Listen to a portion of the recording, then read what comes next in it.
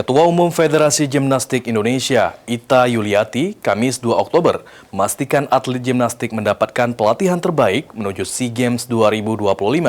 Meski kehilangan salah satu atlet terbaik, Naufal Takdir Albari, Ita optimis gimnastik Indonesia tetap mampu mengharapkan nama Indonesia di kancah global.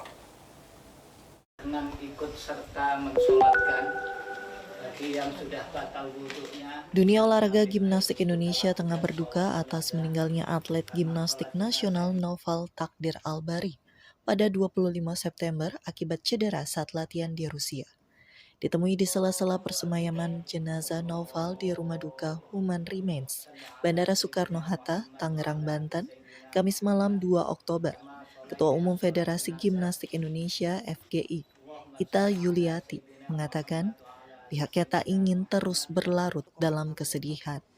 Ia pun memastikan bahwa 4 anak didiknya tetap mendapatkan pelatihan yang terbaik dan terukur untuk mempersiapkan pertandingan dalam ajang SEA Games 2025 di Thailand yang berlangsung pada 9 hingga 20 Desember mendatang. Saya yakin mereka akan tetap siap dan kami akan memberikan latihan kepada mereka di Bandung lagi sebelum ke Jakarta. Dan insya Allah nanti menjelang ke SEA Games, kami juga akan memberangkatkan mereka ke Jepang.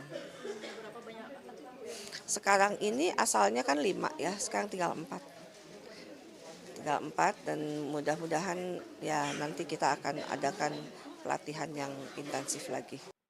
Ia optimistis keempat atlet gimnastik Indonesia mampu masuk final dan mengalahkan para juara dunia yang turut hadir dalam pertandingan di SEA Games 2025 demi nama Ibu Pertiwi di kancah global.